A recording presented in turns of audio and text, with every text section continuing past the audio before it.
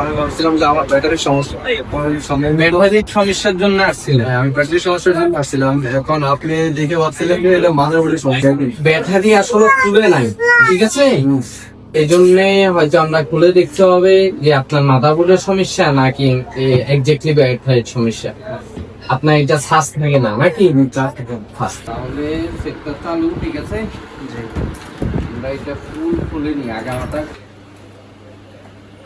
এটা আমরা একবার ডায়াগনোস করছি, কিন্তু কাস্টমারকে ফিটিং করে দিয়ে দিছি। কাস্টমার হয়তো নিয়ে যাইবে, ভাবছিলাম যে বিল বলছে ওনাদের পছন্দ হয়নি, ঠিক না? জি। এখন আমরা পাওয়ার সাপ্লাইকে এটা চালু করে দেখব যে এটার বুটিং কতটুকু এবং বিব্যাট লাইনে শর্ট আছে কিনা, বা শর্টটা কোন জায়গায়। ওনারা আসছে ব্যাটারি চেঞ্জ করতে, ব্যাটারিটা ফুলে নাই, কিছু হয়নি। তো যেহেতু ব্যাটারি চেঞ্জ করতে আসছে, ব্যাটারিটা খুলে নাই, এই জন্যে আমরা ব্যাটারিটা চেঞ্জ করি নাই। তো আমাদের ডাউট হলো হয়তো শর্ট আছে। জি, আমরা এখন শর্টটা ফাইন্ড আউট করব, দেখি মাদারবোর্ডে শর্ট বাইট করতে পারি কিনা আমরা। ঠিক আছে, সেটটা এখন সেটটা চালু আছে। হ্যাঁ আছে। এখন আমরা পাওয়ার সাপ্লাই দিয়ে চালু করে দেখি।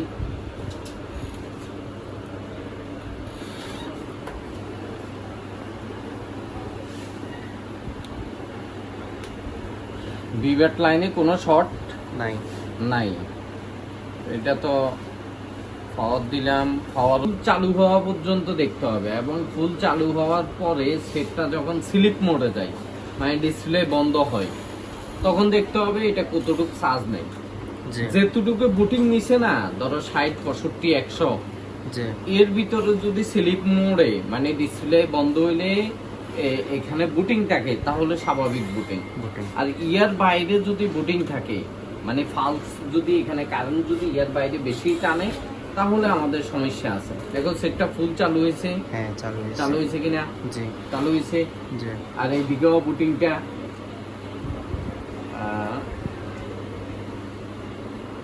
এদিকেও বুটিংটা প্রায় 600-700 আছে। এখন সেটটা স্লিপ মোডে গেছে। হ্যাঁ জি, স্লিপ মোডে কত আছে? 200-300 কাছাকাছি, ঠিক আছে? জি। তো এখন আমরা এই যেহেতু 300 কাছাকাছি, প্রথমে এক্সেসরিজ গুলা দেখবো। জি, এক্সেসরিজ থেকে কোনো এক্সেসরিজ খুললে এখানে ফালস কমে কিনা। যদি এক্সেসরিজ খোলার পর দেখতেছি না ফালস কমে না, তারপরে কি করতে হবে? এটা এখানে ঝালাই দিয়ে, বিবেট লাইন ঝালাই দিয়ে পাওয়ার আইন না ইয়ার পরে এই টিনগুলো একটা একটা করে উঠাই, বা ক্যামেরা খুলে দেখতে হবে, একটা একটা করে আইডেন্টিফাই করতে হবে। দেখো স্লিপ মোডে আছে 250 আছে, এখানে কিন্তু 100 নিচে থাকার কথা, ঠিক আছে? আবার 0 হওয়ার কথা মাঝে মধ্যে।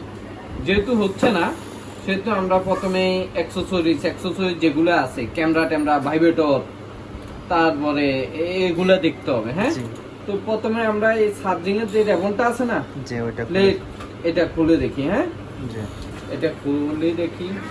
এই ভিডিওটা আমরা কাস্টমারকেও বলছি, ফুল ভিডিওটা আমরা আমাদের ওয়েবসাইট গুলোতে দেবো, ফেসবুক পেজে বা ইউটিউব চ্যানেলে এই ভিডিওটা দেবো। কাস্টমারের প্রবলেমটা, যে প্রবলেম নিয়ে আসছে, ওই প্রবলেম সলভ হবে কিনা টেনশন। এবার আমরা করলাম, দেখো আমাদের বুটিংটা কততে চলে আসছে? প্রায় 75-80 এরকম চলে আসছে। এখনো স্লিপ মোডেই আছে।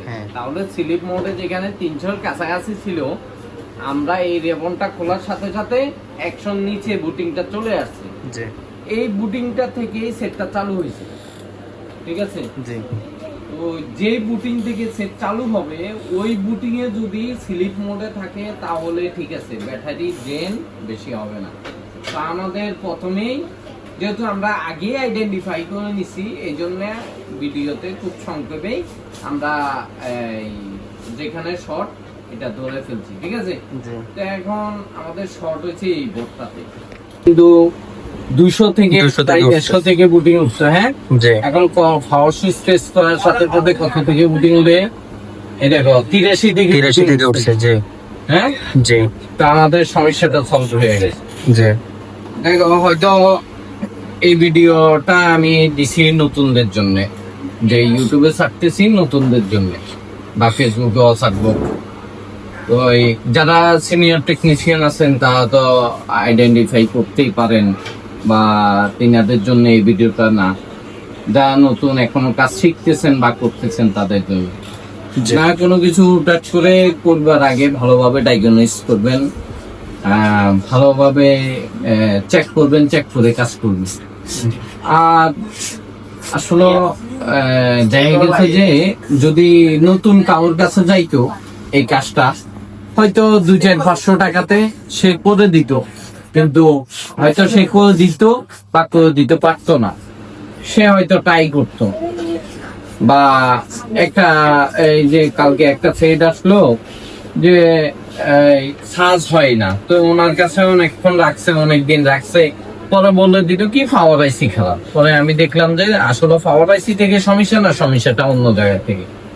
তো সবকিছুই এরকমই, হয়তো কোনো ভালো একজন টেকনিশিয়ানের কাছে আপনি যাবেন, তখন উনি আপনার থেকে এই নতুন যারা তাদের চাইতে একটু বেশি বিল চাবে, এটাই স্বাভাবিক। কারণ সে বেশি বিল চাবে, তার এই কাজ করার যোগ্যতা ওরকম বিধায় সে আপনার কাছ থেকে একটু বেশি বিল চাইতেছে, সে করে দিতে পারবে। তো অনেকেই মনে করেন যে এটা টেকনিশিয়ানের জন্য না, এটা কাস্টমারদের জন্য।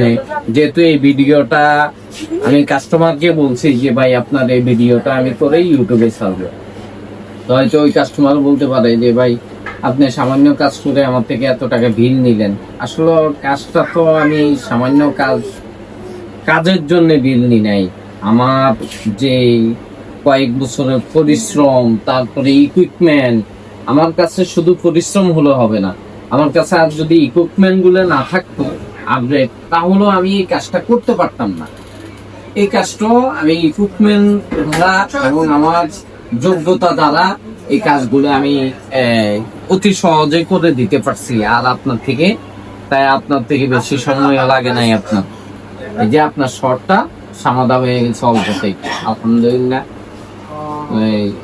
ওনারা ব্যাটারি চেঞ্জ করা লাগবে না আশা করি, যেহেতু সমস্যাটা সমাধা হয়ে গেছে। এখানে আগে স্লিপ মোডে গেলে 300-র কাছাকাছি, এখন কিন্তু 24 আছে। হ্যাঁ 24 আছে, মাঝে মধ্যে দেরি হয়ে যায়, এতটুক থাকলেই না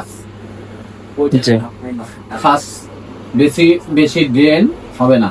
যে সেটা চালু আছে খালির ভিতর, যারা আমাদের কাছে কাজ করতে চান ওনারা আমার দুইটা অফিসে, বিওসি মার্কেট, পাবলিক হল গেটের অপর পাশে মোবাইল সেন্টার। আর এখন বর্তমানে আমি যে দোকানে বসে কাজ করতেছি, এই দোকানটা আমার নতুন শপ, গত 18 তারিখে আমি উদ্বোধন করেছি। এই শপটা হলো চৌমনি মোর্শেদ আলম কমপ্লেক্স, 4th তলা, লিফটের 3 ফ্লোর এবং তলা নং 4 25B, দোকান নং 25B, মোবাইল বাজার দোকানের নাম।